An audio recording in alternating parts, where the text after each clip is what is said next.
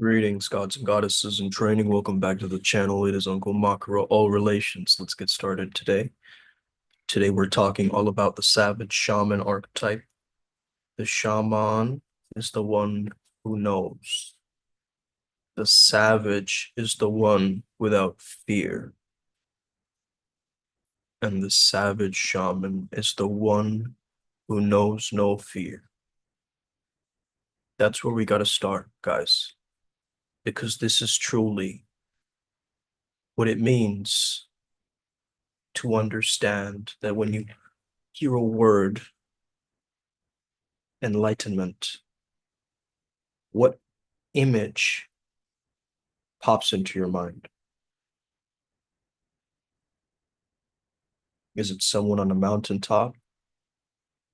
Is it someone with no drama, no humanness, no desires? Is it a detached monk floating above it all? Is it a yogi with crystals in his hand and very long hair? Let's be real. Most of that is spiritual marketing. And in a world of shamanic practice, enlightenment doesn't mean disconnecting you from life, because the neo-shamanic enlightenment means waking up inside it, waking up inside the dream.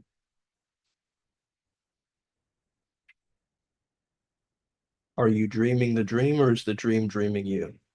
Right? Zhuangzi, is he dreaming of a butterfly, or butterfly dreaming of Zhuangzi, right? Shamanism teaches us that this reality is a dream. It's malleable, it's fluid, it's alive. But are you the one shaping the dream, or are you being dragged through it half awake?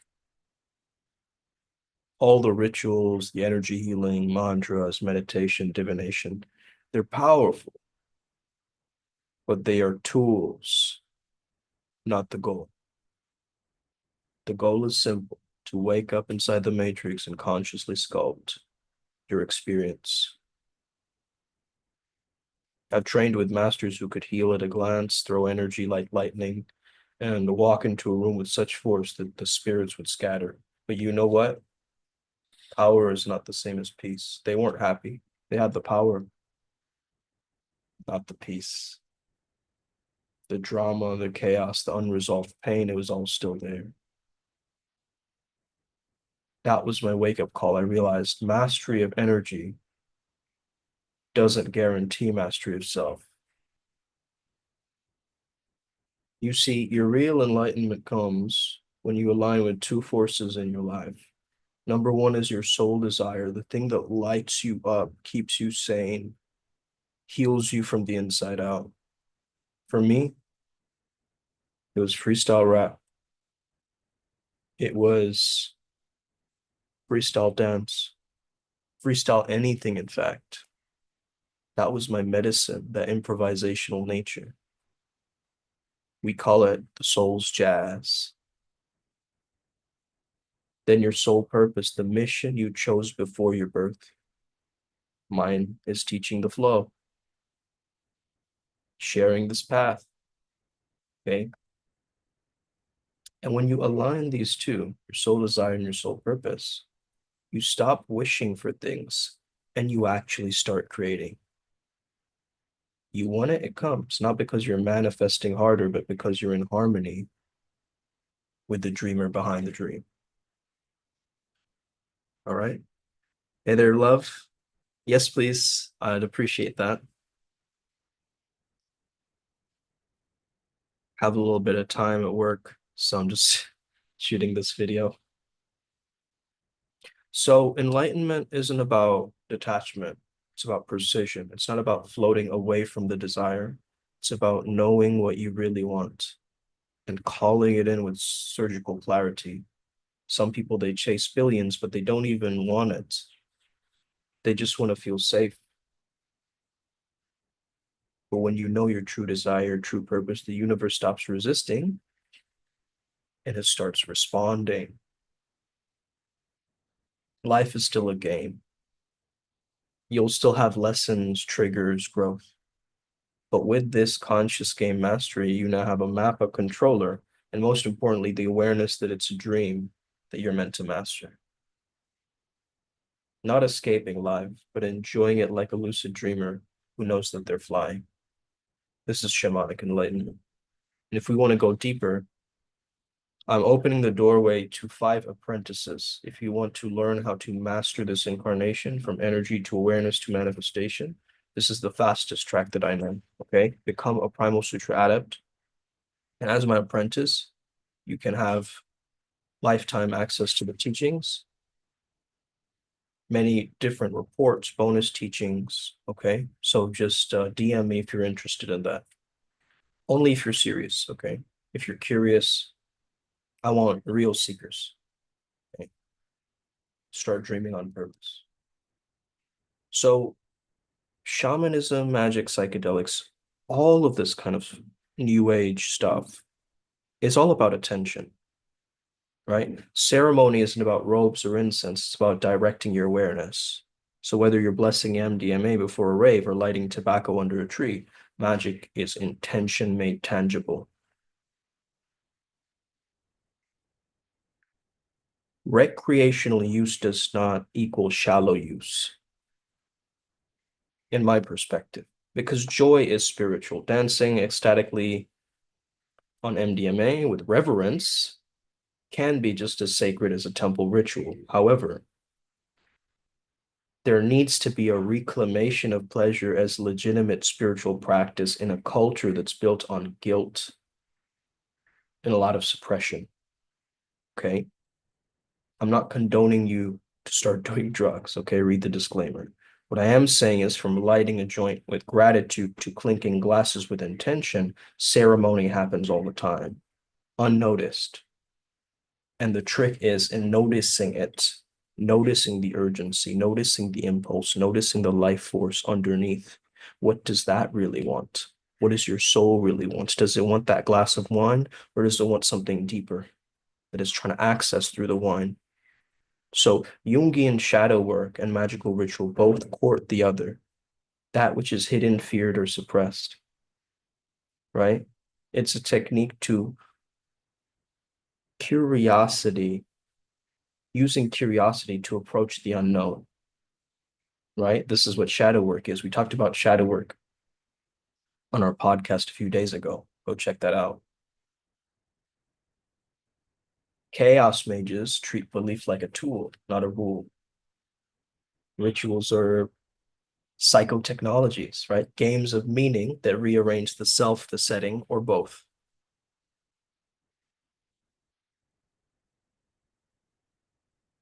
I use the term shaman because we no longer have a native term for someone who journeys, who channels, who heals through altered states. Okay. So this is the only word that we have. We can say we're flow state Jedi's. We can say that we're whatever. You can put your own moniker, your own label there.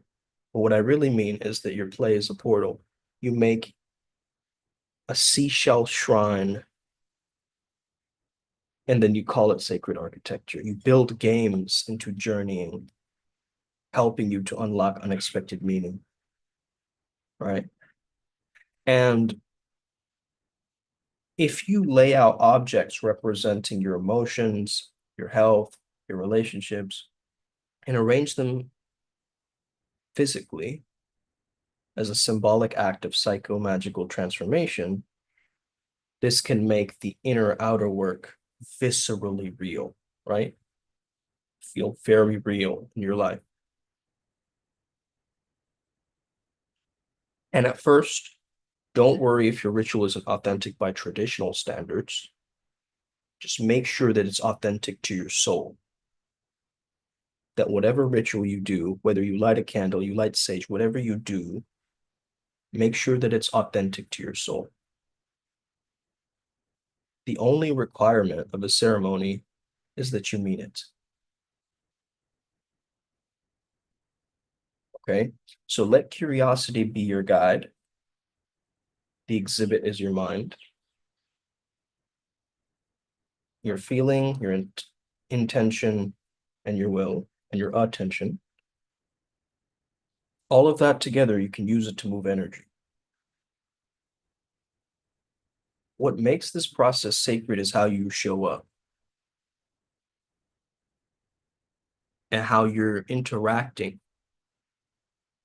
with the unseen realms. Yo, Samba, what's good? Top of the morning to ya.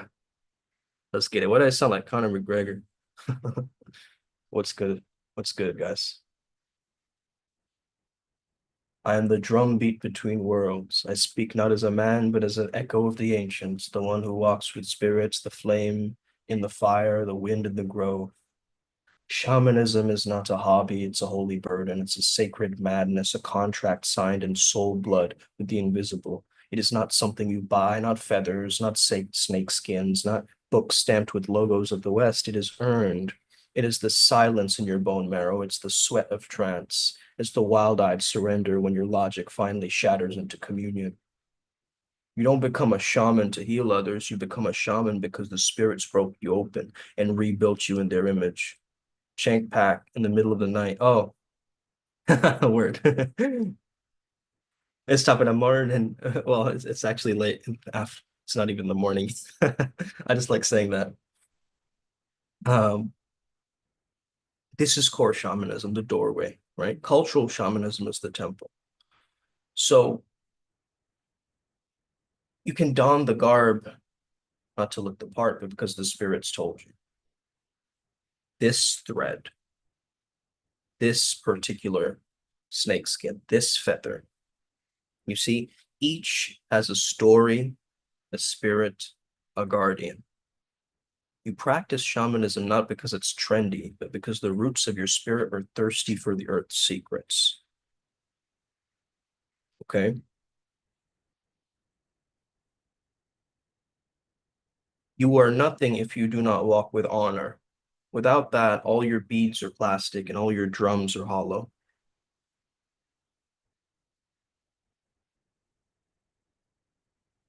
True shamanism is the fire that burns through your soul until only truth is left. And not everyone is meant to walk it.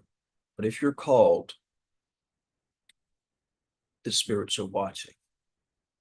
Let those with ears ride the drumbeat. Let those with hearts enter the grove. And let those with courage become the bridge between worlds. This is not just a game or a vibe. This is the forgotten priesthood of the earth. And we've got to walk wisely.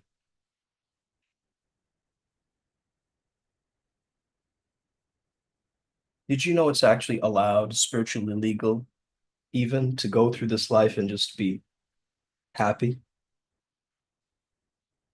That's so wild, I know, to even think about.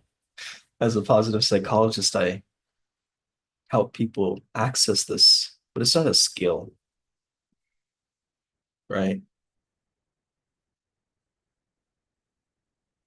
It's not just a skill, I should say. It is a skill, but it's not just a skill. But most people suck at the skill. Soul's jazz, improvised, irrational, and exactly what the world didn't know that it needed. A divine prank on seriousness, right? A holy rebellion against the cult of grind. It's how mystics play with the matrix and leave no fingerprints. It's called whimsy, the word whimsy, whimsical. Whimsy is what happens when your inner child eats mushrooms with your higher self and then rewrites your to-do list into a treasure map, right? It's Ted Lasso with a staff. It's Doctor Strange, but in a hoodie. It's you if you finally stopped auditioning for a life that you don't even want. So how do you practice this and wield this like a cosmic trickster? You say yes like it's a spell. Someone invites you to go somewhere weird, you go, right? Let the universe punk you into delight. Reality's bendy, so bend it.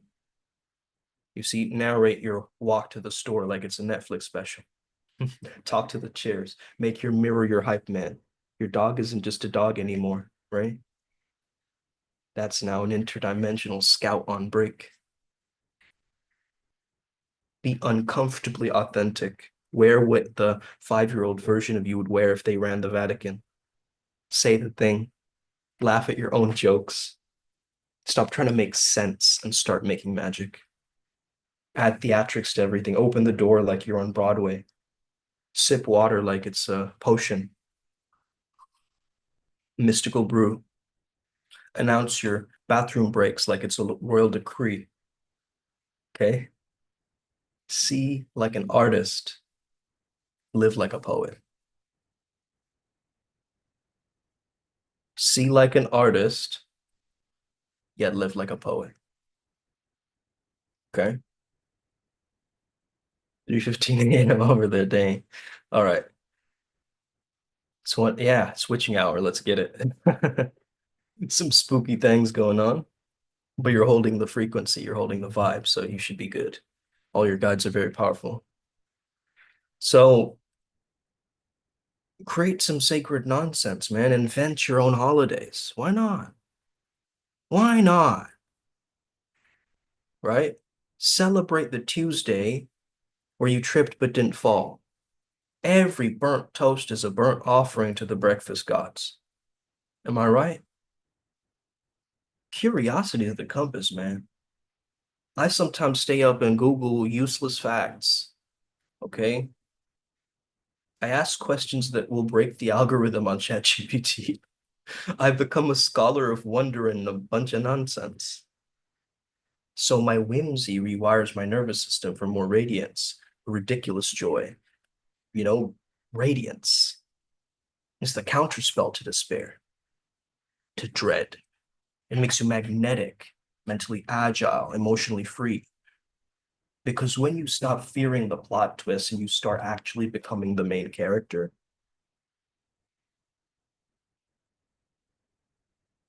you add glitter to your grit, you cast charm spells on reality, while the serious folks, even they crack a smile. The world doesn't need another burnt out adult child cosplaying as put together. It needs you. It needs the weird, wild, whimsically dangerous. Now go and enchant a traffic light or something, bro. Right? For real. I can speak from different perspectives. I'll speak a little bit about Hinduism through the shamanic lens, as well as Buddhism through the shamanic lens. So in the Hindu verse, let's say everybody's chilling at a party, right? Except there's a lot of times you'll notice that theology turns into MMA, right? Christians versus atheists, Muslims versus Jews, Buddhists getting ghosted like they're on, the Himalayas sipping silence. And the Hindus are not debating. They're just dancing. Full bhangra on the dance floor, swirling like the cosmos DJ. Because the Hinduism, it doesn't argue. It embodies paradox. It's the original groovy religion. I know it's not even religious. I really think Sanatan Dharma, the eternal truth, is that understanding of you don't have to have it all figured out. You just accept it that you never will. You see, the term Hindu, it means river people. It's a Persian label. It's an exonym. It's like calling the Dutch not Germans. It's stuck. We ran with it. But Hinduism isn't a belief system. It's a multiverse disguised as a religion. Polytheistic, yep. Monotheistic, yes. Also, atheistic, sure. It can be whatever. Pantheistic, panentheistic, henotheistic, agnostic, humanist. Yes, yes, yes, yes, yes, yes. So what do Hindus believe? Depends on who you ask and what century they're born in, right? The lore is Brahma's the OG creator with four heads and a magic swan, gave us the Vedas. Vishnu's a preserver. He naps in the cosmic milk ocean with a serpent blanket and occasionally births universes from his belly button. Shiva's like a wild card, a third eye flexor, and he ends worlds with a dance move and casually wears cobras like scarves. And together, they create a holy trinity: create, preserve, destroy. And then, of course, the feminine counterpart, Shakti, the divine energy that births, burns, and bewitches. Parvati, Durga, Kali, divine rage, divine mother, divine time. Sometimes lover, sometimes warrior, sometimes both. Ganesha is an elephant-headed homie, god of beginnings, parties, and homework. Okay, he rides a mouse because it's hilarious. Welcome to Hindu Town, baby. You don't need good vibes to fool you. This is a divine disco, and it has all the shadow tracks to the caste system, is like ancient vocational concept that's been corrupted into a rigid hierarchy, right? Child marriage isn't even Vedic, but it got ugly and stayed ugly for way too long. Sati, the burning widow, is alive because tradition. Nah, that's just trauma with incense. And even the most enlightened ideas can get hijacked by human stupidity. And that's the whole point.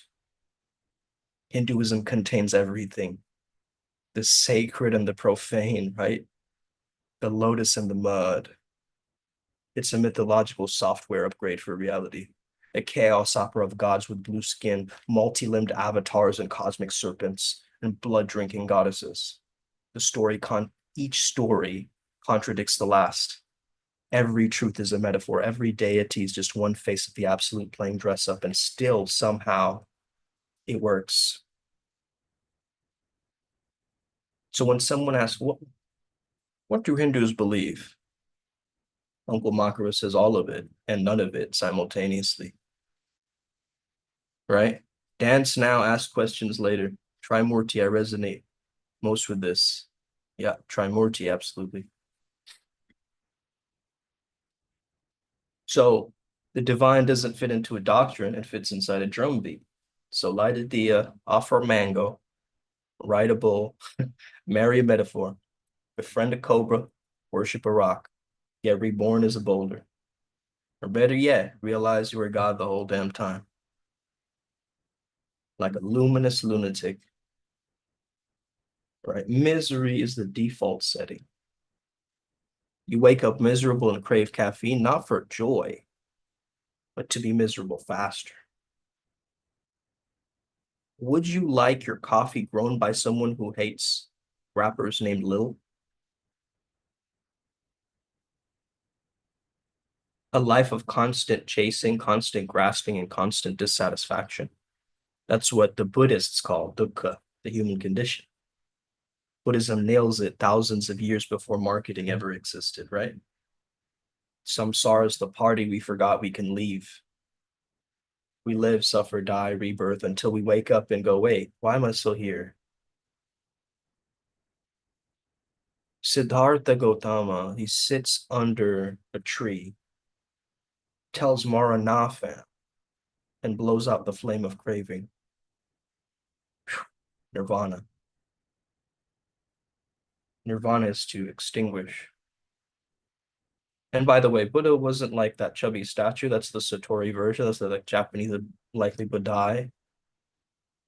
The Buddha is yet to come in terms of Maitreya, right? The present Buddha was shredded spiritually. A kalpa is a time it takes to rub a mountain down to dust using silk once per century. Right? Buddhism plays the very long game. Time is a loop. Buddhas come in waves. We've had Buddhas before, more are coming. It's like a spiritual Avengers multiverse, right? Sixth Dalai Lama was a party animal, refused vows, hit the brothels, wrote sensual poetry. Like, if you could meditate as deeply as the text as I do on you, right? So no one knows where the I begins. There's no moment you became you. There was no line between baby you and now you, right? Because everything's in flux, even you now. So when you're good, you hate the evil. When you're evil, you hate the good. That's the town of Salem metaphor, right? And also, liberation isn't ascending to the clouds, it's accepting impermanence and facing your own mental murk. We could be legends, but we suck as humanity, right? We got to ask, what do we want from this era of high technology? 40 years later, we're still scrolling. 2 out of 3 people live under $10 a day. We build robots from Mars, but we can't even get clean water anywhere. 800,000 suicides a year. If we don't put stop unnecessary suffering at the number one on humanity's to-do list, we're not evolved. We're just better distracted. Okay? And technological bodhisattvas versus techno-blind fools, right? Wisdom isn't how much energy we can consume, like the Kardashev scale.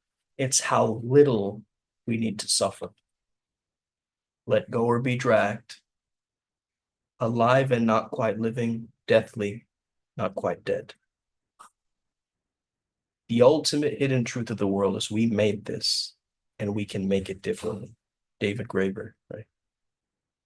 If we can land robots on Mars, but we still don't know how to take care of each other, there's better work. There's more work to be done, my light workers. Imagine this, no one hungry, no pointless suffering. Even Toaster AI is living its best life. That's not Star Trek, right? Imagine Nirvana with Wi-Fi.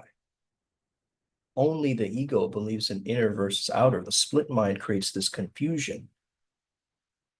And healing means no longer identifying with either pole. Your job isn't to fix the world, it's to merge inner and outer until there's no out there left. Then you serve the world like a bodhisattva, knowing it was always you. Desire only arises in duality. Even if it's for others, it's still ego. Real love doesn't need a reason. It flows from the self, which sees no other. The idea of rescuing others in itself is a projection. When you're in alignment with source, you act, but you don't grasp. It's not your soul, it's the S-O-L-E, the soul intelligence, the absolute self. You don't use it, it uses you. The buddhi, the discerning mind, becomes a vehicle of divine will. You don't command the self, you surrender to it. The end isn't just the end of the world, it's the collapse of duality. And from that void, a new Satya Yuga, dream is spun. No clocks, no waiting room. Evil serves the light. Politicians, warmongers, elites, they're not really evil. They're bacteria decomposing the corpse of a dying age. Even darkness is secretly working for the light. So don't fight it, transcend it. Anger towards the darkness is still playing the ego's game. True transcendence is like that Christ-like love, even towards those that are crucifying you. That's difficult to do, man. That's really tough to do. The moment of cosmic opening, the panic, that's not danger. It's the ego dying, screaming. Be willing to die voluntarily, to enter the silence beyond all thought. That's the shortcut. The angel of death is not death itself, right? Freud was onto something with the death drive. The ego secretly wants to die. That's why it self-sabotages. But then I believe there's a higher death drive, the urge to dissolve the ego, not the body. Of course, this is just a theory right now, and I'm just saying it on a live video, but I truly believe there's not just a death drive, it's an ego death drive. Ego is a bubble in an ocean of consciousness. Once popped, you realize you were never the ocean. The mind says, I want bliss. The self whispers, you are bliss. And your thoughts are in the way. There's no ego left to reincarnate when you remember what you are. And there's no world to fix, only self to awaken. There's no death, it's just a recycling of illusions. Evil is compost. Your thoughts are the jail, silence is the key. The new dream begins after the death of time.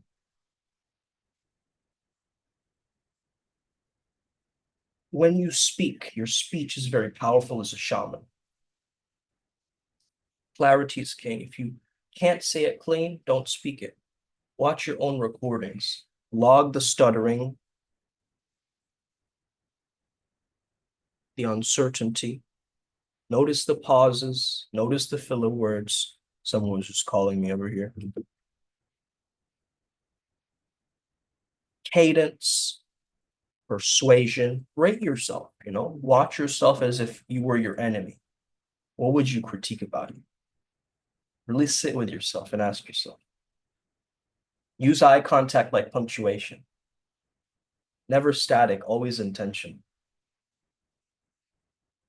right? When you deliver a truth bomb, you lock eyes, right? Of course, I have my sunglasses on, but I would definitely lock eyes as I would be speaking, because that would allow me to actually connect and actually make sure that the message is heard at certain points, right? But I just wear sunglasses because it makes me go inwards. It's kind of cool. And I don't get distracted by the shiny lights. I'm very sensitive to lights, energies, and so forth. So shoulders back, breath low, spine grounded, and your words land through presence. If you lean in to amplify listening, lean back to hold mystery, have gesture with meaning, not just nervous tics, you are noticing your body language, aura language. Every word must be an incantation. So practice, learn, create a vocabulary, create your own word vault, learn 5 powerful words a day, and use them to disrupt, uplift, or shift energy.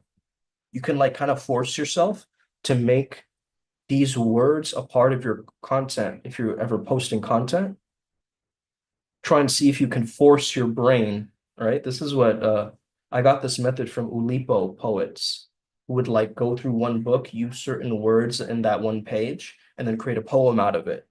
Just like that, you learn 5 powerful words a day, and then you use them throughout the day. And you speak with rhythm, you use silence like a beat drop. And each morning, I want you to just look in the mirror. 60-second truth, no filter, only fire. Just give yourself a pep talk each morning. Today I walk like thunder. Today I speak like lightning. Today I'm the voice my people won't forget. Okay? You are the spell and the spellcaster, so stop asking permission to be what you already are. Open, unbounded, infinite, transcendental, says Anthony. Brilliant. This isn't a war of weapons, it's a war of what you believe. You're not fighting thought forms, you're fighting thought forms with attention. Mind controls the battlefield. The filth is up to you, right? Pain cracked through the shell. What pours out? Clairsentience, claircognizance, cosmic recall. The body broke so the consciousness could rise. The body's the avatar, not the master.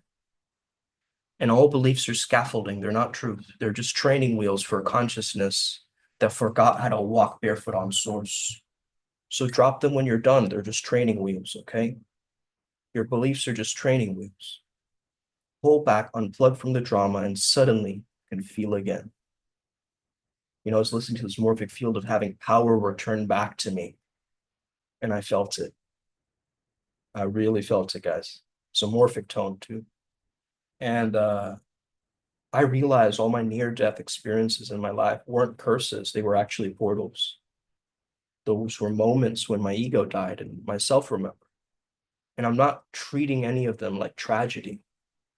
They were resurrection. They were my shamanic initiation. And you are the architect of new timelines now. And your story is not what happened to you, it's how you wield what happened to you. Right? The system only stands if we need. Tyranny needs participation. The truth is, it doesn't need anything. It just is. Stop playing their game, just invent your own game. Invent your own game. Stay whimsical, my friends. You are the mirror, the magician, and the map. So drop the borrowed scripts and command your frequency. And for God's sake, don't spiritualize your passivity, okay? It's time to be the living proof that divinity can punch through density and destiny. Welcome to the real dojo, adepts. This war is subtle, the self is sovereign, and the future it's ours to code. Let's get it. Upward spiral gang. May we never be the same again. Thank you so much. Uncle Makara out. with this transmission. Hope you have an incredible day. Share this with a friend who needs to hear it. And remember, the shaman is the one who knows. Okay? So really understand, you need to embody that knowledge now, not just keep it in your head, but embody it back down into a real place where you can actually function. Okay? Make the most important skill of the rest of 2025 integration, integration, integration. Let's get it. Upward spiral, gang.